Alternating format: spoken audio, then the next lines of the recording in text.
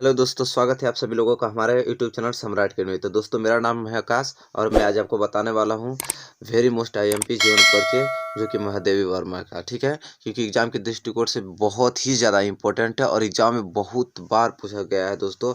हर बार पूछता, अगर ये जीवन परिचय आपको याद है तो समझ लीजिए कि आपके एग्जाम में 4 नंबर अंक पक्के हो गए। ठीक है, तो वेरी इंपॉर्टेंट है। चलिए दोस्तों, इसको मैं डिस्कस कर लेता हूँ। तो चलिए, सबसे पहले आपको एग्जाम में कैसे लिखना है दोस्तों, मैं आपको बता रहा हूँ। सबसे पहले आपको जीवन परिचय जिनका लिखना है महादेवी वर्मा का, वहाँ पे आप हेडिंग महादेवी वर्मा का कर दीजिए। इसके बाद एक जीवन परिचय और हेडिंग लिखिए और फिर यहाँ से आप स्टार्ट कीजिए उनका जीवन परिचय। देखिए, बहुत ही ज़्यादा अच्छा जीवन परिचय इनका, बहुत ज़्यादा इंटरेस्टिंग है। तो दोस्तों, आप इसे याद कर लीजिए और एग्जाम में इसे बेहतर तरीके से लिखने का प्रयास कीजिएगा। तो चलिए दोस्तों, हम बताते हैं कि इनका जीवन परिचय क्या है। तो देखिए, यहाँ पे दोस्तों ये है कि हिंदी साहित्य में मीरा के नाम से प्रसिद्ध कवित्री एवं लेखिका महादेवी वर्मा का जन्म 1907 ईस्वी में उत्तर प्रदेश के फर्रुखा शहर में हुआ था। तो दोस्तों, 1907 ईस्वी में किस शहर में हुआ था? फर्रुखाबाद शहर में इनका जन्म हुआ था। ठीक है, इनके पिता गोविंद सहाय वर्मा भागलपुर के कॉलेज में प्रधान अध्यापक थे। इनके जो पिता महादेव वर्मा के पिता जो थे, उनका नाम था गोविंद सहाय वर्मा। वो भागलपुर के एक कॉलेज में क्या थे? प्रधान अध्यापक थे। ठीक है, प्रधानाचार्य थे। तो दोस्तों देखिए, पिता का नाम, जन्म का नाम ब्लैक पेन से लिखना, आपको उसे हाईलाइट कर देना है। ठीक है, तो यहाँ देखिए, और माता हेमरानी साधारण कवित्री थी। उनकी माता का नाम क्या था? हेमरानी था, जो साधारण कवित्री थी एवं श्री कृष्ण में अटूट श्रद्धा रखती थी। इनके नाना जी को भी व्रज भाषा में कविता करने की रुचि थी। नाना एवं माता के गुणों का महादेवी वर्मा पर गहरा प्रभाव पड़ा।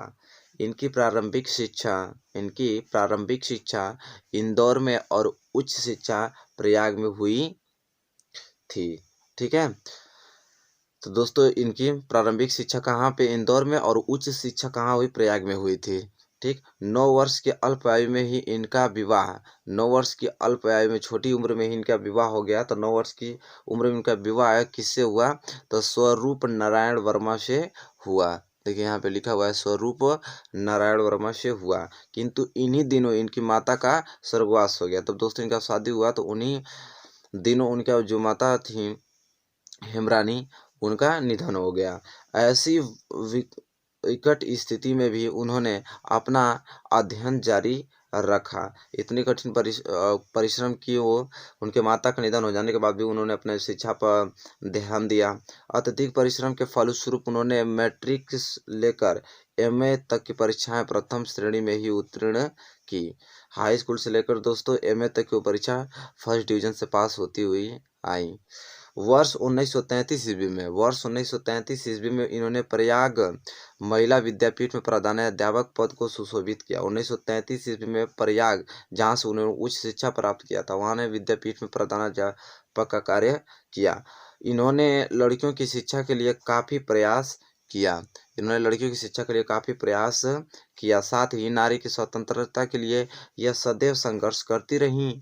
इनके जीवन पर महात्मा गांधी का तथा कला साहित्य साधना पर रविंद्रनाथ टैगोर के प्रभाव पड़ा। ठीक है, तो चलिए दोस्तों, इनके साहित्यिक परिचय के बारे में थोड़ा डिस्कस कर लेते हैं। देखिए, यहाँ पे साहित्यिक परिचय दोस्तों यह है, महादेवी जी की साहित्य और संगीत के अतिरिक्त चित्रकला में भी रुचि रखती थी। साहित्य और संगीत के क्षेत्र में तो थी ही, और उसके अलावा चित्रकला में भी वो रुचि रखती थी। सर्वप्रथम इनकी रचनाएं चांद नामक पत्रिका में प्रकाशित हुई। दोस्तों, यहाँ पे मोस्ट इम्पोर्टेंट है, सर्वप्रथम इनकी रचनाएं चांद। ठीक है, चांद रचना का नाम है, वो पत्रिका प्रकाशित हुई। ये चांद पत्रिका की संपादिका भी रही। इनकी साहित्य साधना के लिए भारत सरकार ने इन्हें पद्म भूषण की उपाधि से अलंकृत किया। ठीक है, देखिए दोस्तों, वेरी मोस्ट टाइम पे क्वेश्चन लिख के ब्लैक पेन से हाईलाइट कर देना है। इनकी साहित्य साधना के लिए भारत सरकार ने इन्हें पद्म भूषण की उपाधि से अलंकृत किया। और दोस्तों, इन्हें सेकसरिया तथा मंगल प्रसाद पुरस्कारों से भी सम्मानित किया गया है। वर्ष 1983 ईस्वी में उत्तर प्रदेश हिंदी संस्थान द्वारा इन्हें 1 लाख रुपए का भारतीय पुरस्कार दिया गया।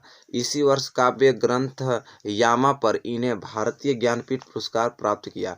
दोस्तों बहुत ही ज़्यादा मज़ेदार इनका है जीवन परिचय। देखिए कितना कितना उन्होंने स्ट्रगल किया है लाइफ में। यह जीवन प्रयत्न प्रयाग में ही रहकर साहित्य साधना करती रहीं। आधुनिक काव्य के साज श्रृंगार में इनका अविस्मरणीय योगदान है। इनके काव्य में उपस्थित विरह वेदना अपनी भावनात्मक गहनता के लिए अमूल्य मानी जाती है। इसी कारण इन्हें आधुनिक युग की मीरा भी कहा जाता है। तो आधुनिक युग की मीरा किसे कहा जाता है? तो महादेवी वर्मा को दोस्तों, ठीक है। करुणा और भावुकता इनके काव्य की पहचान है। तो दोस्तों देखिए यहाँ पे मोस्ट इम्पोर्टेंट पॉइंट है, 11 दिसंबर 1987 को यह महान कावित्री पंचतंत्र में विलीन हो गई। कब? 11 सितंबर 1987 ईस्वी को दोस्तों यह क्या है, पंचतंत्र में विलीन हो गई।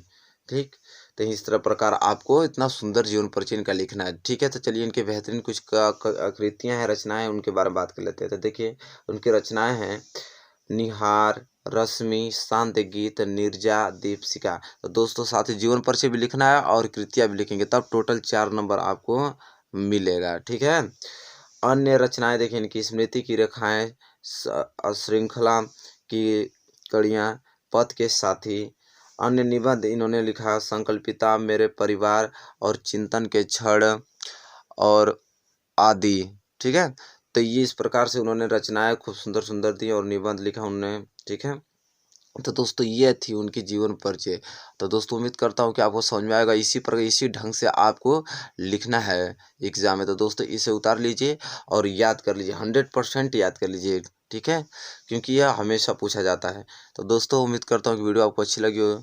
अगर दोस्तों वीडियो आपको अच्छी लगी तो प्लीज़ इसे लाइक करें और ज़्यादा से ज़्यादा शेयर करें। तो दोस्तों अभी तक आप चैनल पर नए हैं तो प्लीज़ चैनल को जल्द से जल्द सब्सक्राइब कीजिए और इसी प्रकार के मोस्ट IMP क्वेश्चन मैं बनाया हूँ प्लेलिस्ट में, जाकर सारे क्वेश्चन को देखिए और बढ़िया से पढ़िए और अच्छे मार्क्स से पास किए। तो तक के लिए दोस्तों धन्यवाद, मिलेंगे नेक्स्ट वीडियो में।